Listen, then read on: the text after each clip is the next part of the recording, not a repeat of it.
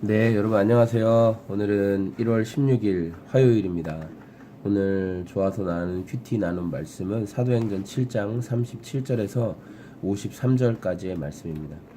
오늘 그 매일 성경 본문 제목으로는 누가 성전과 율법을 거스르는가, 누가 정말 하나님 앞에 거스르는 자가 되는가라는 겁니다. 오늘은 그 스테반 집사님이 설교의 마지막 부분에 대해서 이제 적혀 있는 내용인데요. 이스라엘이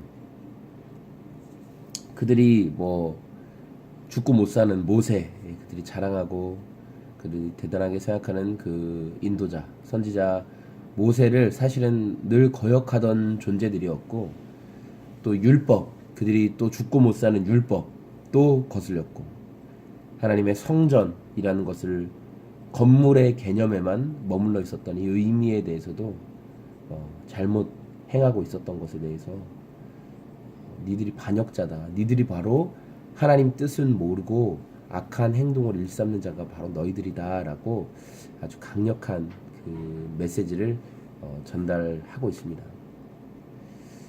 저는 오늘 말씀 가운데 특별히 그 이스라엘 사람들이 그 기다리지 못했던 그 광야에서 모세가 하나님의 이 약속의 말씀을 받으러 시내 산에 들어갔을 때 그들이 기다리지 못하고 모세의 형 아론에게 우리를 인도하여 낸 모세가 눈에 보이지 않고 또 그가 지금 어떻게 되는지 우리가 모르니까, 그 말은 즉 우리가 불안하니까, 우리가 두려우니까 어떻게든 우리를 인도해낸 신을 만들어내라 이렇게 얘기를 하죠. 그래서 그들이 섬겼던 그 금송아지, 눈에 보이는 금송아지를 만들었고, 43절에 보면 그들이 광야에서 섬겼던 그 우상들에 대해서 말하는데 몰렉의 신과 레판의 신의 별을 만들었다 이렇게 말하고 있어요. 그러니까 여러분 레판 신의 별은 제가 자세한 건 잘 모르겠어요. 이렇게 그냥 어떤 그 찾아봤는데 그냥 별 모양이고, 뭐 레판 신에 대해서는 제가 좀 더 조사가 필요하지만 몰렉 신은 워낙 유명한 신이라 확실하죠. 여러분 몰렉 신은 뭐냐면, 여러분 몰렉이라는 우상을 몰렉을 검색해 보면 어떻게 나오냐면은 이렇게 송아지의 형상을 가지고 있는 머리는 송아지고 몸뚱아리 사람, 이런 모양이고, 이렇게 그 몰렉 신은 바치는 제물이 어린 아이입니다. 어린 아이를 바치는데 뭐 동이나 이런 걸로 그 신상을 만들어 놓고 그 팔을 이렇게 내밀고 있어요. 그 몰렉이. 그럼 이 위에 어린 아이를 바치는 건데, 그냥 바치는 게 아니라 그 신상 안쪽에 뜨겁게 불을 떼요. 아주 뜨겁게 완전히 빨갛게 달아오를 때까지 불을 떼고 그 빨갛게 달아올라진 상태에 그 위에 아이를 얹는 거예요. 그럼 여러분 아이가 어떻게 될까요?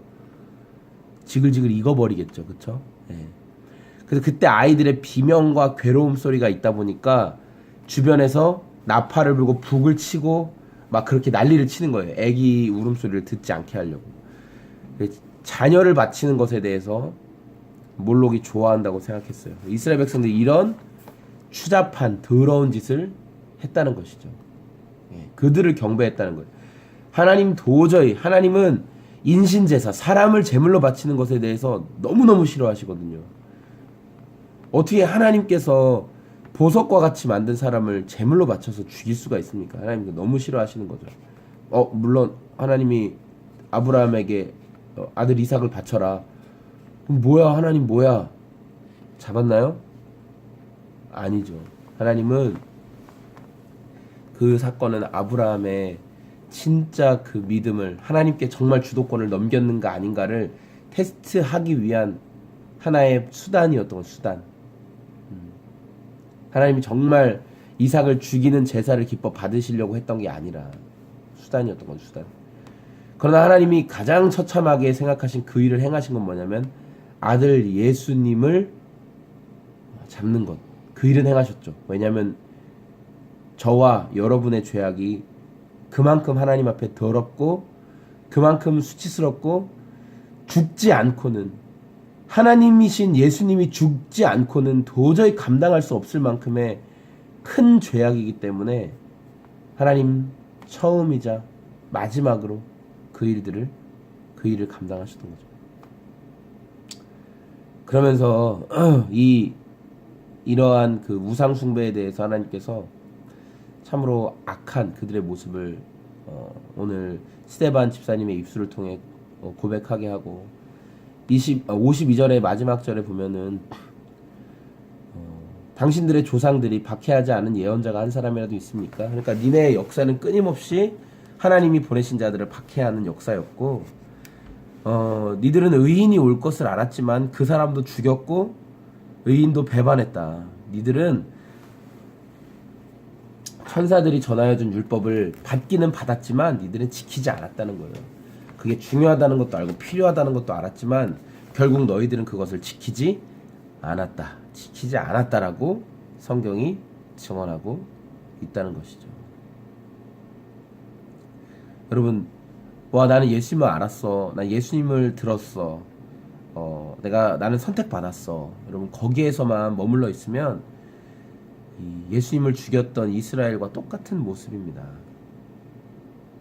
말로만 하나님 찾고 말로만 하나님 자녀네 라고 말하는 것, 여러분, 그것이 옳은 모습이 아니라는 것입니다. 관심이 없으니까 반응이 없는 겁니다.